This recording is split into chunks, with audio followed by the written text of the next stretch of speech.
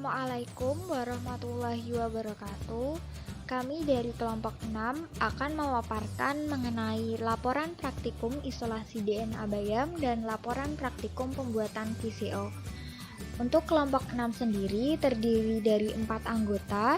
Yang pertama ada saya sendiri, yaitu Justisia Nurmelenia. Yang kedua ada Salsabila Zahiratul Maghfirah. Yang ketiga ada Renita Mustika Dewi. Dan yang keempat ada Sajati. Latar belakang.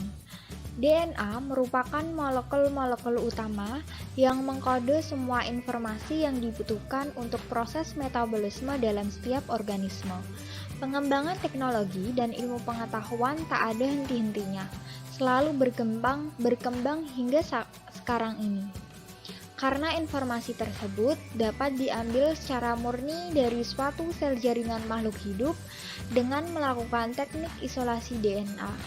Isolasi DNA adalah suatu teknik yang digunakan untuk memperoleh DNA murni, yaitu tanpa protein dan RNA dari suatu sel dalam jaringan.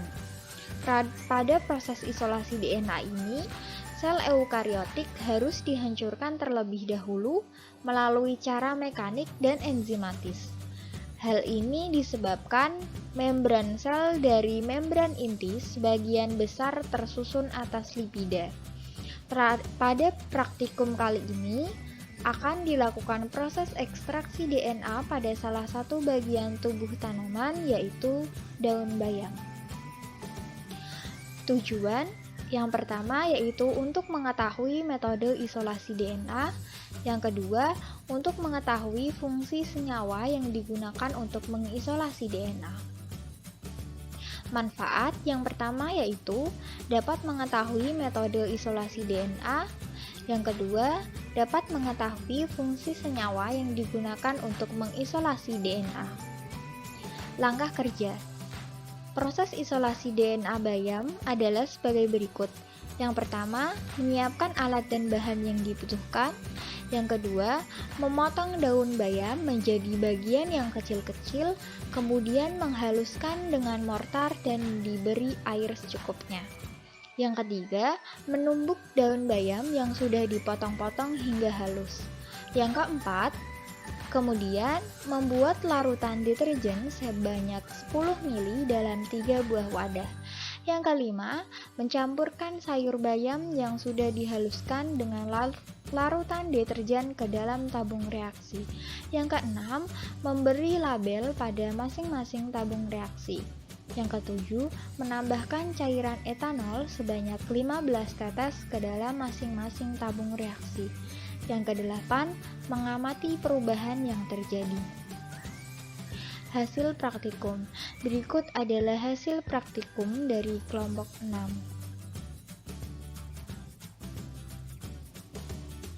Pembahasan.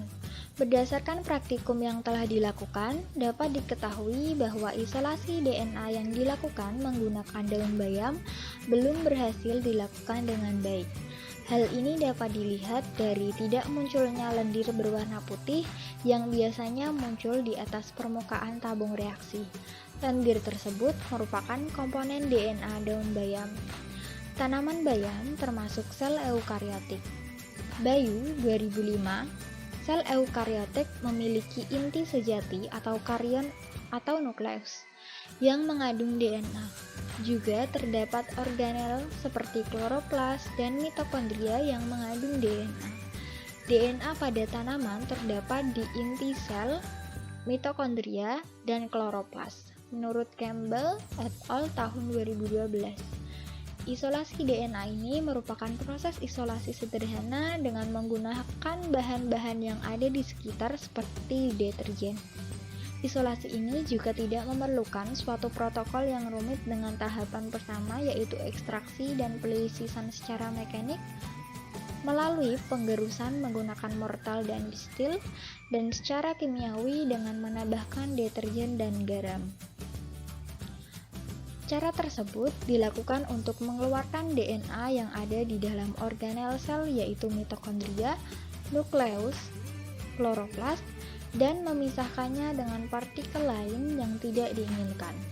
Penggunaan deterjen dapat merusak membran dan dinding sel daun bayam melalui ikatan yang dibentuk pada sisi hidrofobik atau nonpolar deterjen dengan protein dan lipid pada membran sel yang membentuk senyawa lipid protein deterjen kompleks menurut Mardianingsih tahun 2013.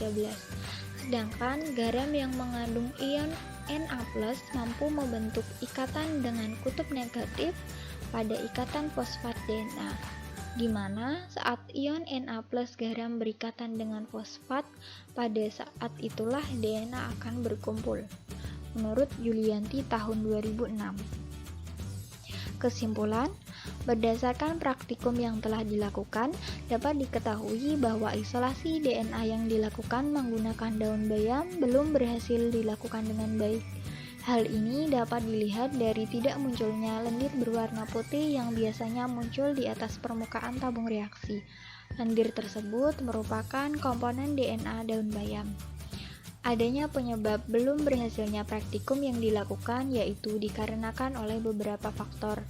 Namun dalam praktikum kali ini disebabkan karena daun yang terlalu matang sehingga proses ekstraksi dan pelisisan secara mekanik dengan bantuan variabel deterjen belum mendapatkan hasil yang diinginkan. Berikut merupakan daftar pustaka yang kami gunakan. Untuk laporan praktikum yang kedua yaitu mengenai VCO. Latar belakang. VCO atau Virgin Coconut Oil merupakan hasil olahan buah kelapa yang memiliki banyak manfaat dalam bidang industri maupun kesehatan.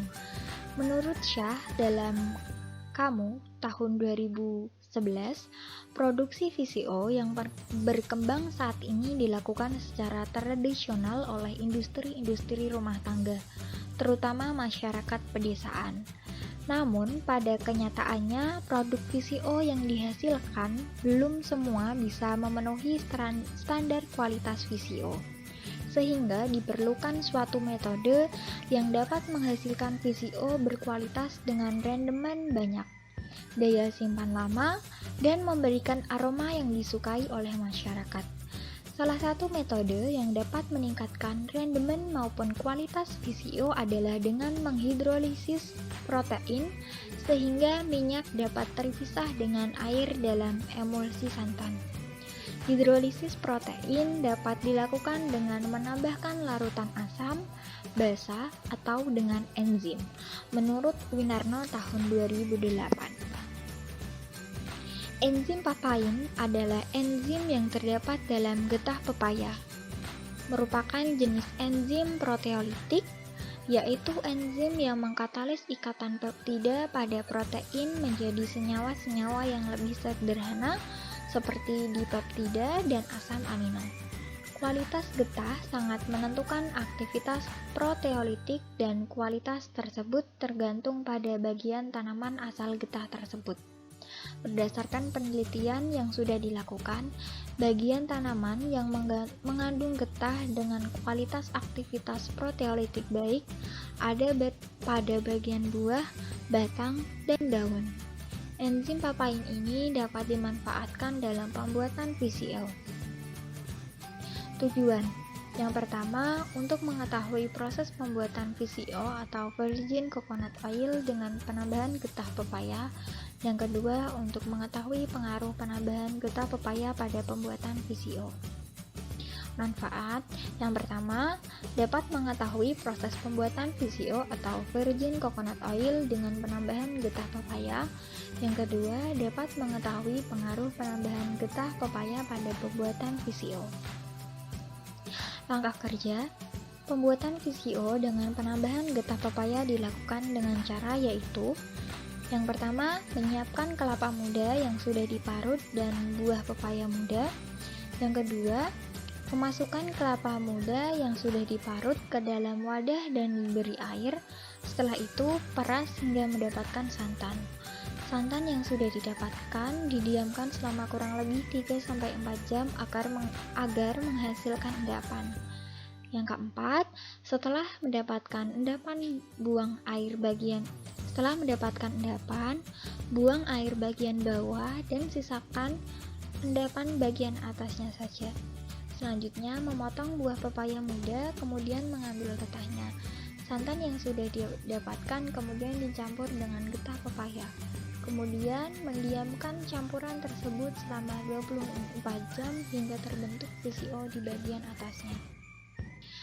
Berikut merupakan hasil praktikum dari kelompok 6. Pembahasan.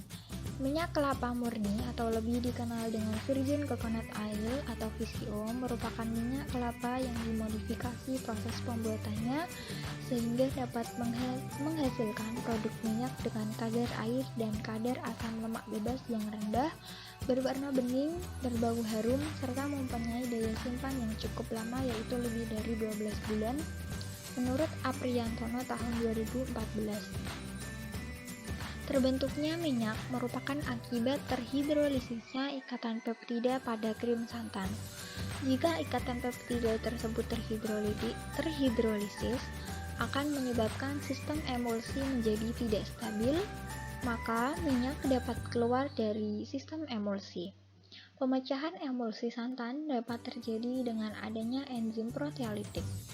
Enzim ini dapat mengkatalis reaksi pemecahan protein dengan menghidrolisa ikatan peptidanya menjadi senyawa-senyawa lebih sederhana menurut Muhyiddin 2001 dalam Winarti tahun 2007. Berdasarkan praktikum yang sudah dilakukan, pembuatan VCO dengan penambahan getah pepaya memberikan hasil yang baik. Getah pepaya mengandung enzim papain yaitu proteinase yang dapat berfungsi sebagai pemecah jaringan protein sehingga minyak akan terekstraksi keluar. Enzim papain yang terdapat pada buah papaya mempunyai kemampuan yang sangat baik dalam mengekstrak VCO. Metode enzimatis yang telah dilakukan untuk meningkatkan rendeman minyak yang terekstrak dari krim santan yaitu dengan menambahkan getah pepaya yang mengandung enzim papain. Pemecahan emulsi santan dapat terjadi dengan adanya enzim proteolitik. Enzim papain merupakan salah satu enzim proteolitik. Enzim papain ini dapat memecah protein yang berperan sebagai pengemulsi pada santan. Enzim ini dapat mengkatalis reaksi pemecahan protein dengan menghidrolisa ikatan peptidanya menjadi senyawa-senyawa yang lebih sederhana menurut Muhyiddin tahun 2001. Kesimpulan, berdasarkan dari pembahasan di atas, dapat disimpulkan bahwa praktikum yang sudah dilakukan oleh kelompok kami, yaitu praktikum pembuatan VCO dengan penambahan getah pepaya memberikan hasil yang baik, di mana getah pepaya sendiri mengandung enzim papain yang dapat berfungsi sebagai pemecah jaringan protein sehingga minyak akan terekstraksi keluar. Enzim papain yang terdapat pada buah papaya tersebut mempunyai kemampuan yang sangat baik dalam mengekstrak VCO, sehingga VCO yang diekstrak menggunakan getah buah papaya didapatkan hasil yang baik atau sempurna.